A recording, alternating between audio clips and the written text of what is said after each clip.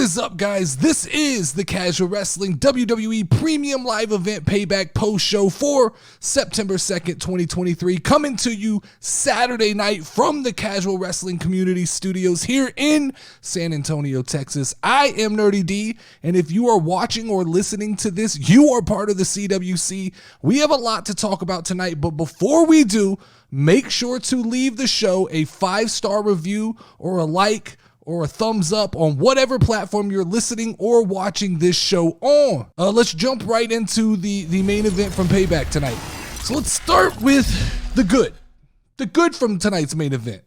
It was the only main event. WWE didn't try to sell us on 43 different main events tonight. Instead, what they did was they gave us a finish. And they gave us a finish like it was a show that shot off all the fireworks halfway through. And at the end, they were like, what do?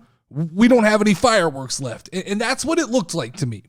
It looked like a show to me that just ran out of steam. I had such high expectations for Payback and for this main event. The build was done so well for the last couple weeks. They have convinced me that Shinsuke Nakamura was a credible threat to Seth Rollins. It really, I mean, it started to feel, they made me see what people saw with NXT Shinsuke Nakamura.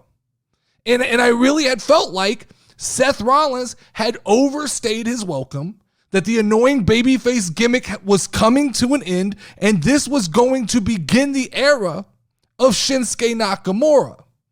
Instead, what they gave us was a glorified Monday Night Raw main event.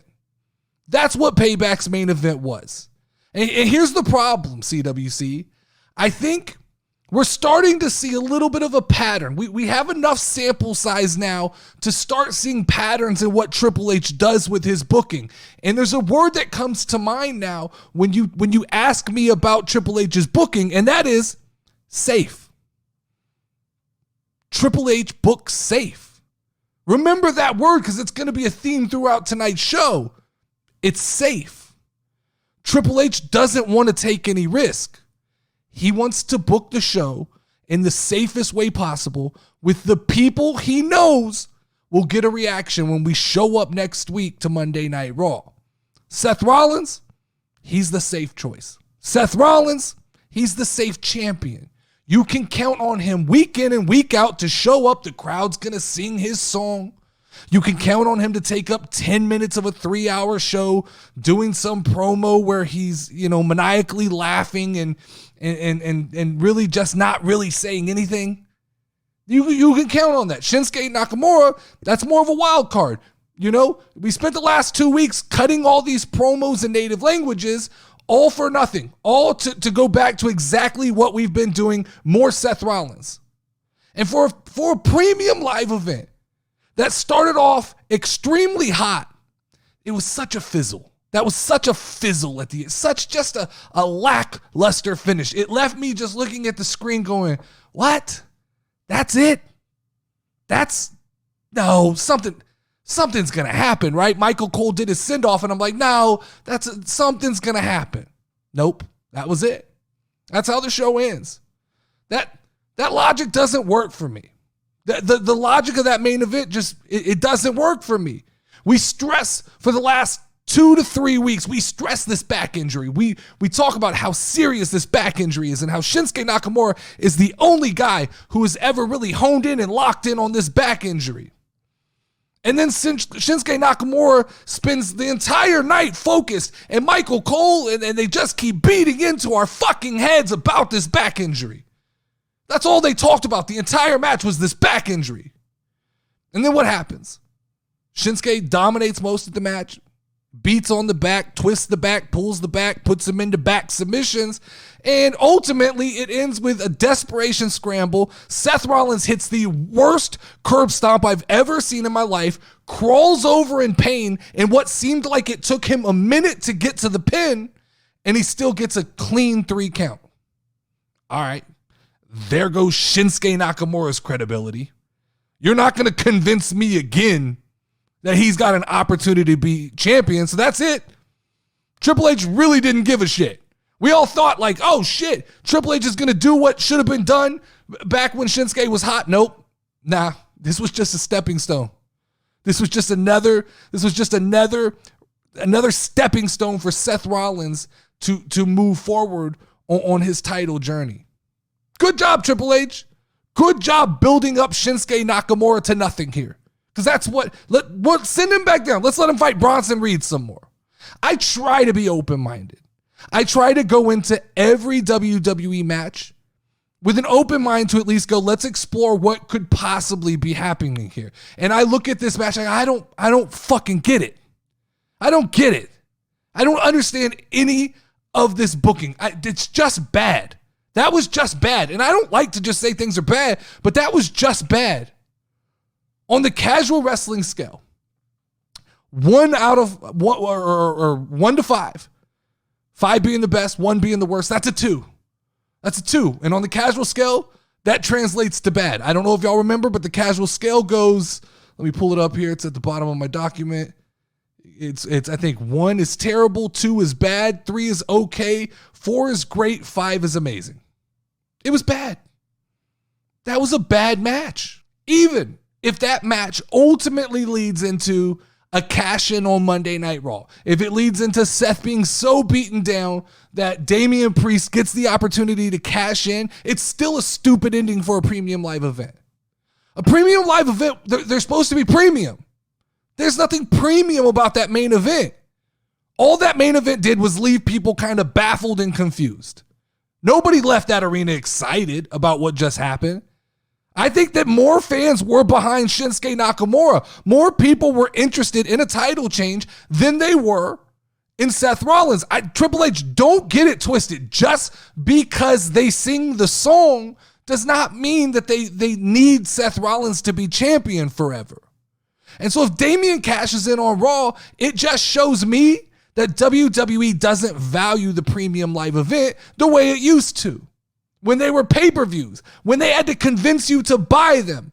All premium live events are now is a way for WWE to get you to subscribe to the WWE Network, to get you to subscribe to Peacock. It's just a way to sell you on that. Stop letting them blur these fucking lines. There's no difference in a Monday Night Raw, a Friday Night SmackDown, and a premium live event. Except for like the big 4 that Triple H shoots for. That's it. That's really the only difference. So that match, 2 out of 5. Let's talk about the undercard. So we started off the show hot. If you were going to set expectations for the rest of the night, for the rest of the show, just based on this first opening match, Becky Lynch versus Trish Stratus, I'd say we are going to end this night quite happy. CWC fans, we're going to end this night pleased. We will go to sleep knowing that this was a solid premium live event. That's if you base it off what you got first. If Triple H booked based on the normal kind of bell curve that rises, this was a great start. And I don't know. Sometimes I wonder, is there just more excitement for me at the beginning of a show because of the fact that like I'm still outside cooking my ribs, I'm still getting ready, I'm gearing up? Do I have more excitement at the beginning of a show than after 3 hours of kind of just like a release of adrenaline and all that by the last match I'm worn out? I don't think so. I don't think that's the case. I think that the truth is this is everything you want from an opening match.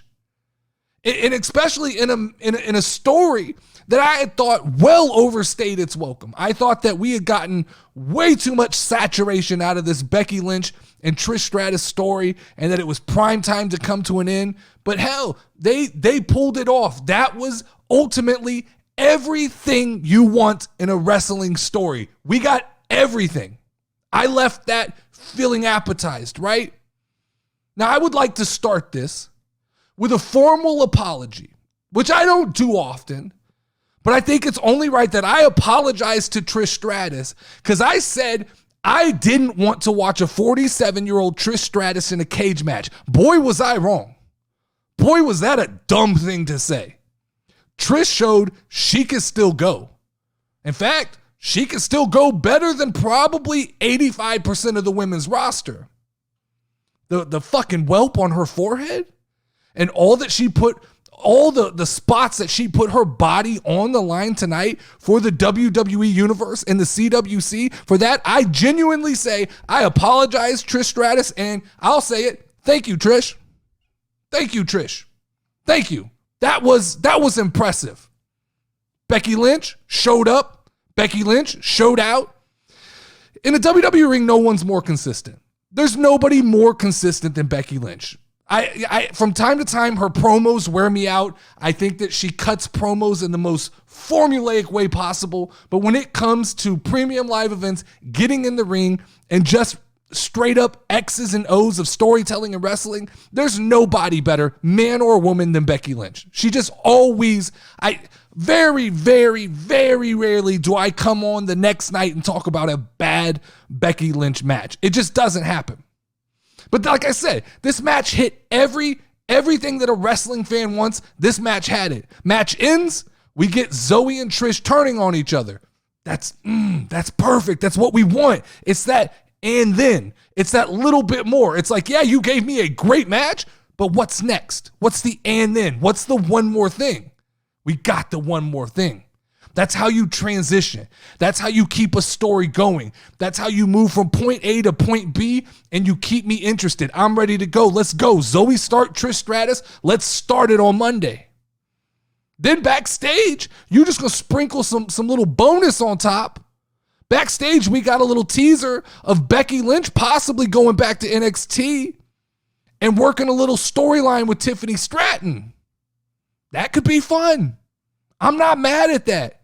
You talk about a way to keep the ratings rolling on NXT, send the man down there. For some reason, when people go back to NXT, even if I feel like they're oversaturated on the main roster, I get excited and I want to watch them. I want to watch Becky Lynch on NXT. I want to watch Becky Lynch and Tiffany Stratton. You talk about a way to boost the ratings and to make people aware of Tiffany Stratton. Here you go. Check for Triple H right here. This is solid booking. This type of booking in the opening match and everything that surrounds it makes me scratch my head and wonder what the fuck happened at the end of the night. Who looked at that script and said, that's okay. Yeah, we'll finish like that. That's fine. We've done enough before that to make people probably talk about this tomorrow. Opening match, Trish Stratus, Becky Lynch, 4 out of 5 on the casual scale. Great match. I'd say 4.0 on the casual scale. So then we got Cena and The Miz kicking off the next segment in a little back and forth promo battle, man. Miz can go toe to toe with anyone. I thought it was a weird way to kind of exclude LA Knight, the guy you're promoting in this match, but I guess this was an interesting way to kind of introduce anybody who didn't see the announcement, which was most of the CWC who were in the Discord. We didn't know that John Cena was the special guest referee for the match. So this was a good way to kind of introduce that to everybody else. I thought it worked. Like I said, a little awkward, but it worked. This match did exactly what it was supposed to do. You know, it was a means to an end. It was the lighting of a rocket on a superstar's back. It was solid. Not anything that's going to be remembered or talked about forever, but it will be recognized as a jumping off point for LA Knight. It did everything it was supposed to do. It hit all of those beats. The Miz was exactly what he was supposed to be. We got little teases of LA Knight and John Cena, probably just Triple H kind of checking the temperature to see how would the crowd respond to this. How would the crowd ultimately respond if we put these two guys in a ring together? But ultimately, I think that the ultimate nod in pro wrestling is when John Cena raises your hand at the end of your match or at the end of the night or whatever, the end of your segment.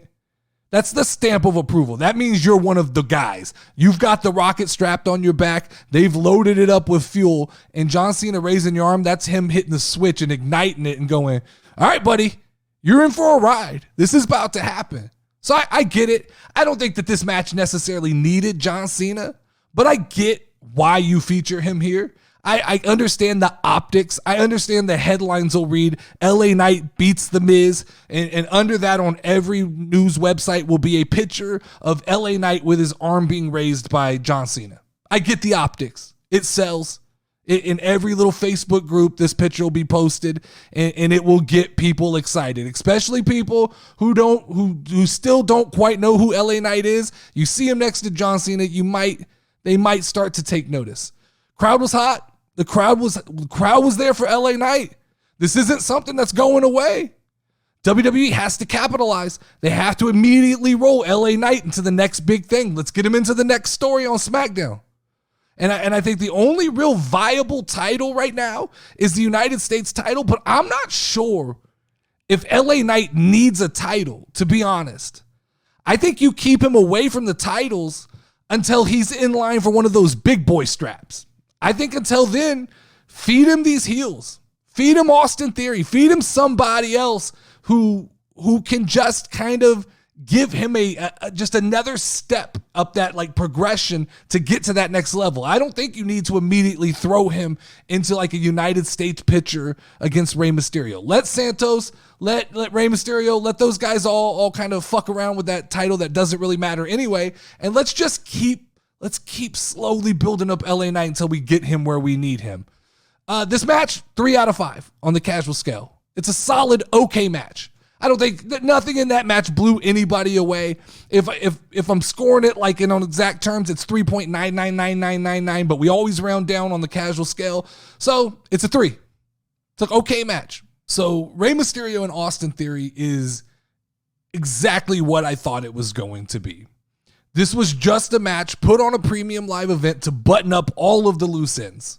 This was a match because the United States title has not appeared on a premium live event in a long time. We got to give it some visual burn. That's all this was. Clean finish means Theory's probably out of the title picture.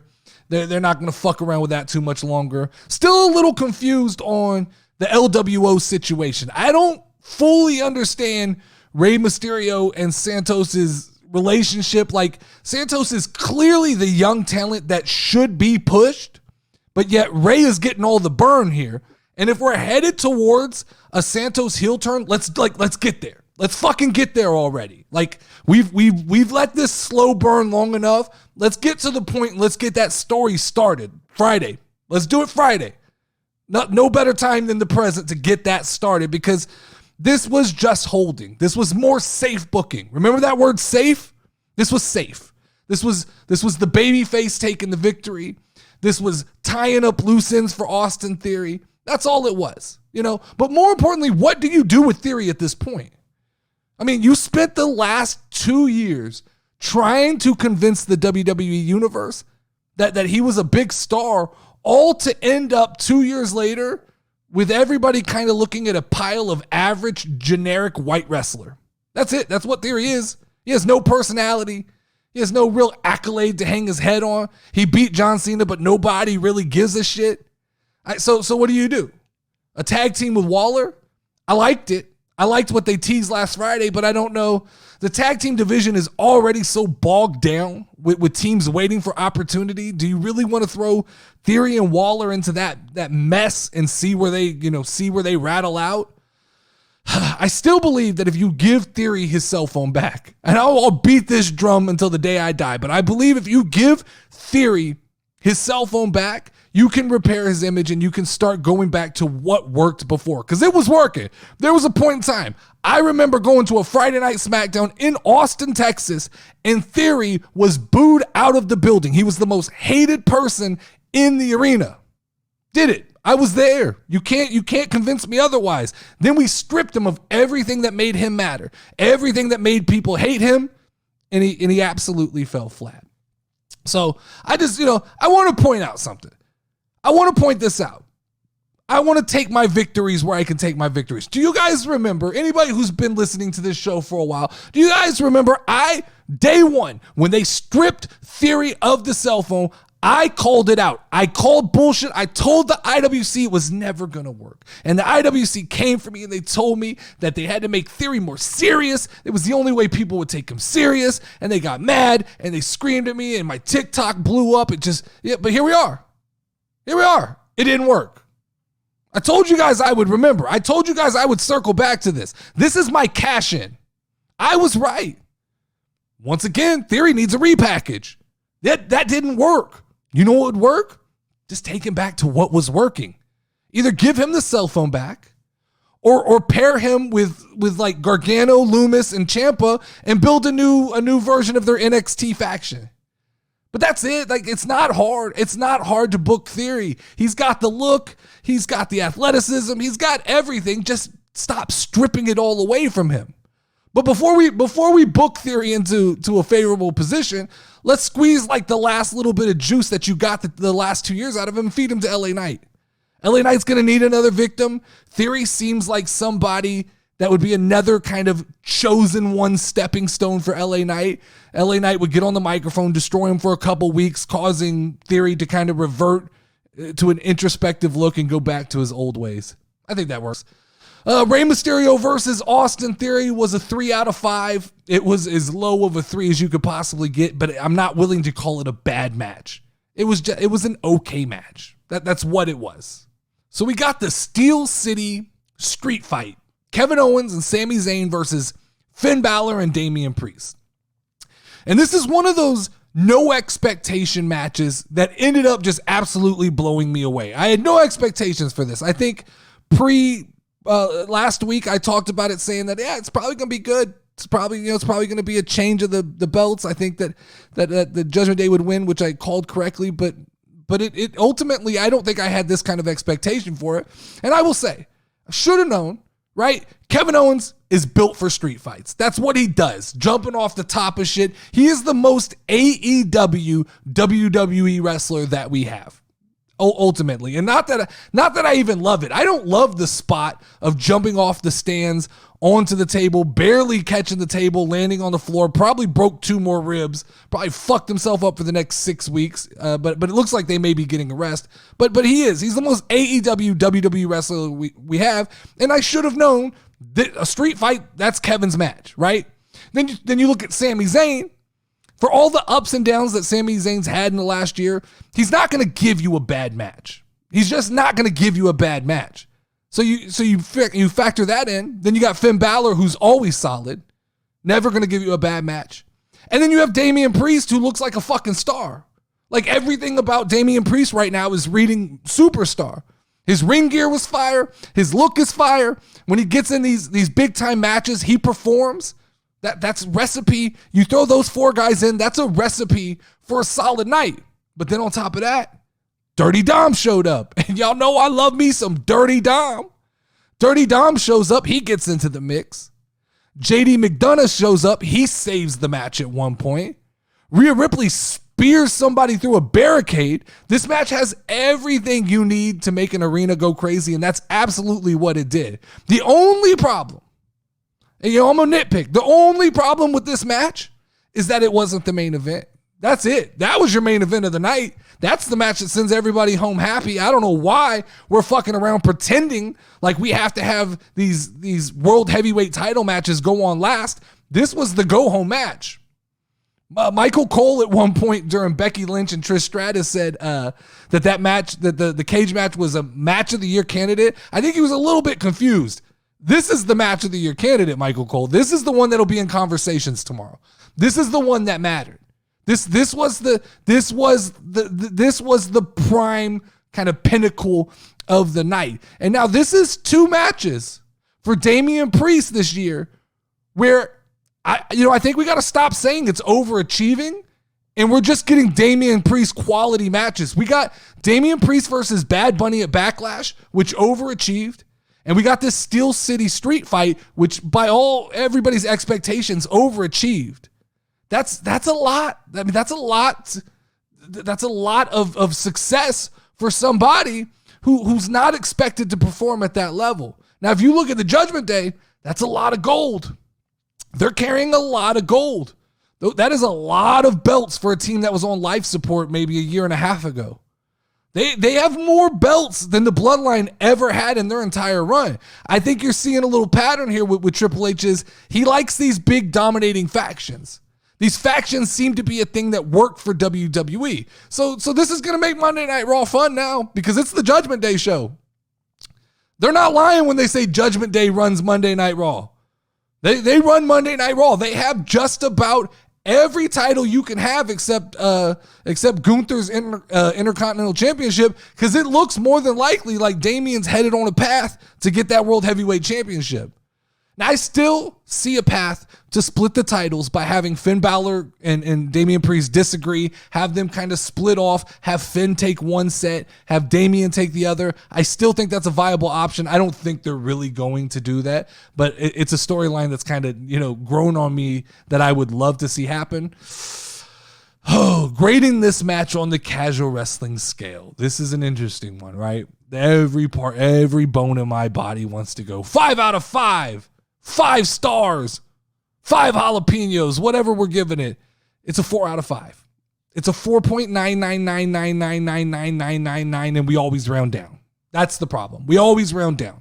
4.9999999, and we round down, which makes it a good match. Yeah, it was a good match. Wasn't great. It still had some rough spots. I'm not ready to call that, because 5 is the top. That's the top of the mountain. I'm not ready to give that match top of the mountain. We got a Grayson Waller effect. We knew that was coming, right? This was interesting because it's nothing I think anybody predicted or expected. It was kind of an awkward way to do what they did, but I'm not mad at what they did, if that makes sense. Because I think it was a very effective segment for this premium live event. To have Cody Rhodes come out and claim that he has the political pull to get Jey Uso moved to another brand, that's kind of silly, right?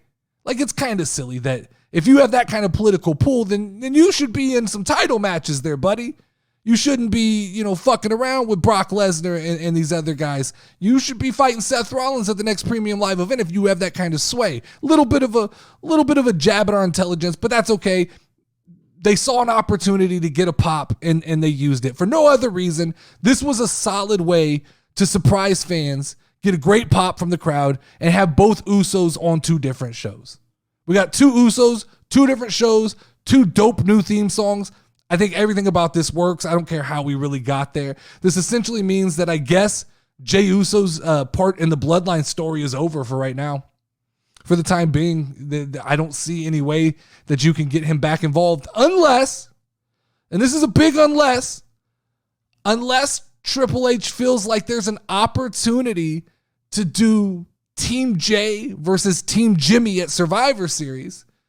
A little bit of a repeat of Bloodline heavy Survivor Series, but I think most fans would get behind it. I think you could go something like Jey Uso, Cody Rhodes, Chad Gable, Kevin Owens, and Sami Zayn versus Jimmy Uso, Solo Sikoa, the Street Profits, and Bobby Lashley.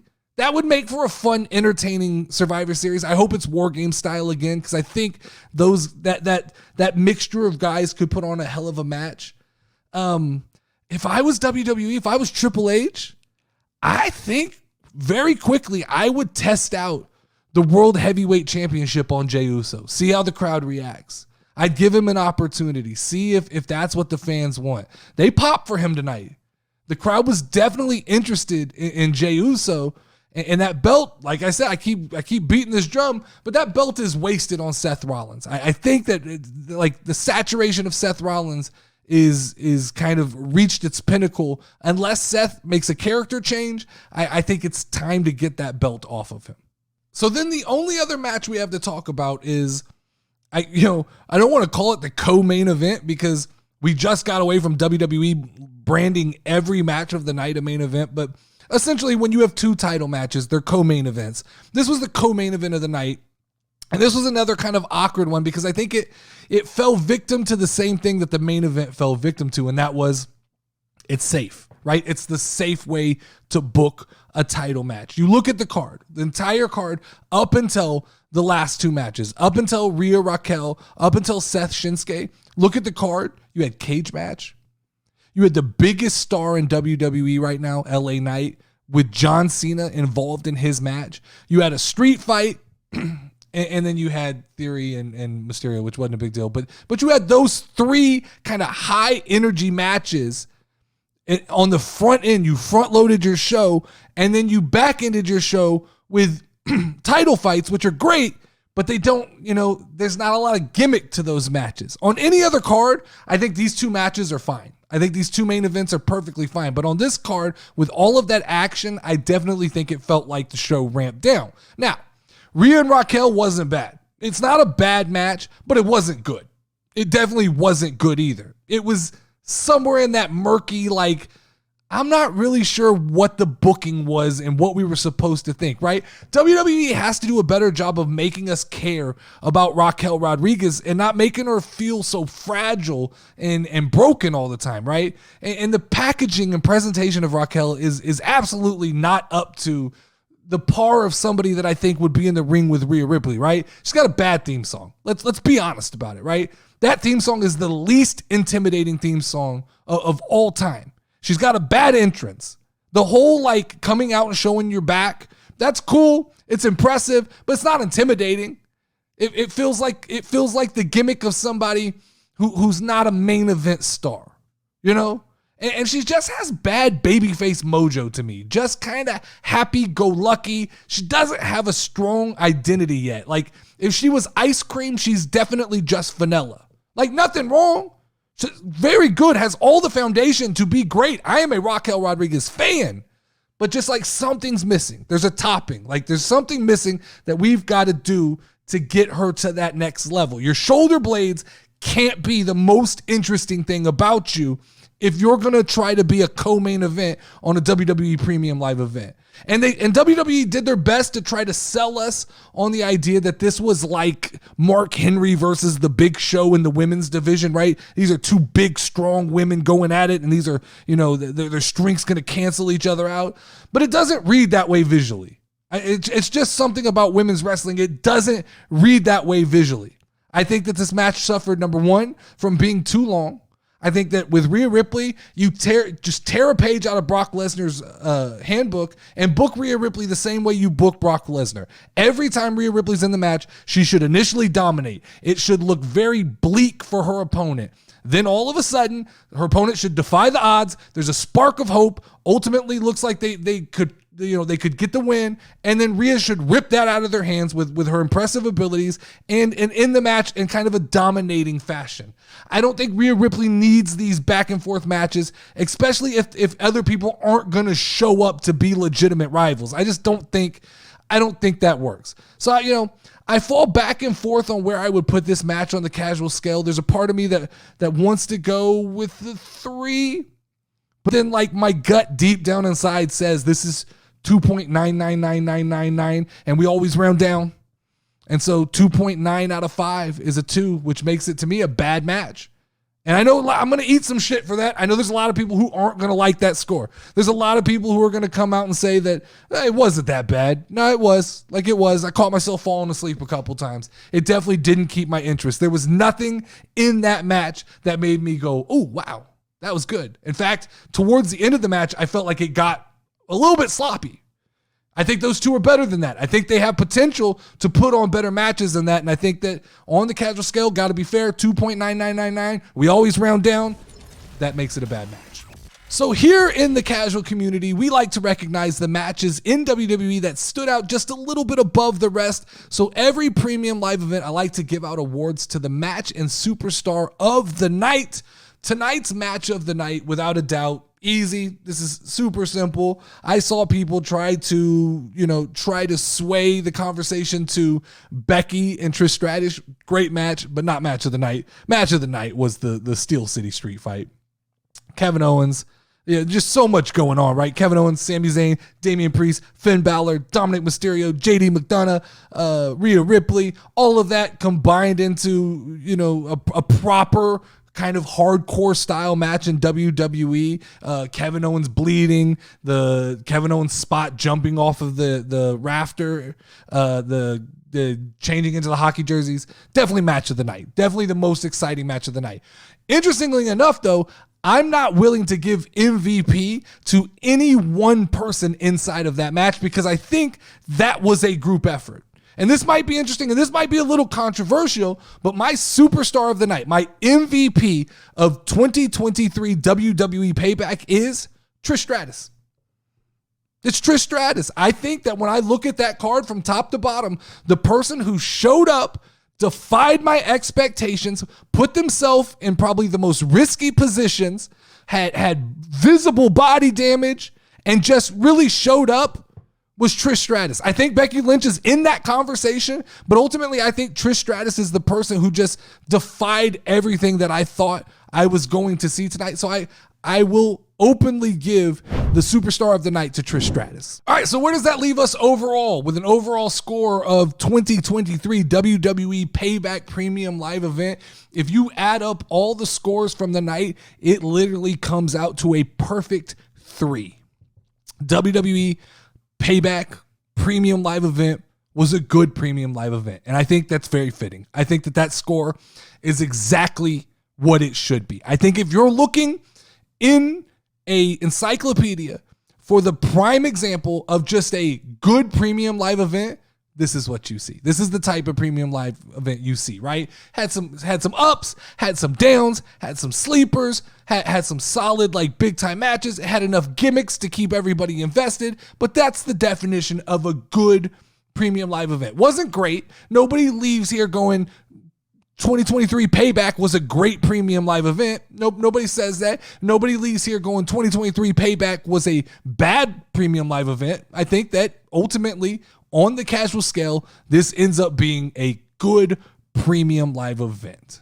And there you have it for the Casual Wrestling Payback post show. Make sure to check out the Casual Wrestling Podcast every Wednesday on YouTube and podcast networks. The SmackDown post show every Friday night, except on weeks where there's a Premium Live Event. The SmackDown show becomes the Premium Live Event post show. I didn't really explain that last week on the podcast, but that's what it's going to be. Not going to do a Friday night and Saturday night show because Friday's just a feeder for Saturday. And starting next week, we're recording it tomorrow, the Champ and the Chick Wrestling Show every Monday. Do me a favor, hit the like button, leave a review on whatever podcast network you listen to, and let me know what you thought of Payback in the comments. And until next time, guys, stay casual. I'm tapping out. Step in the ring, if you ready, let's go. Ay, Casual Wrestling Community Show. You already know, talking WWE. Keep it rolling and hosted by Notorious Nerdy D. Dope show that you gon' find. Tune in cause it's online. Hit 'em with a figure 4 leg lock, pile driver or clothesline. We bringing that heat like for show, but you should already know the Casual Wrestling Community Show. Let's go. Yeah, Notorious Nerdy D. Woo!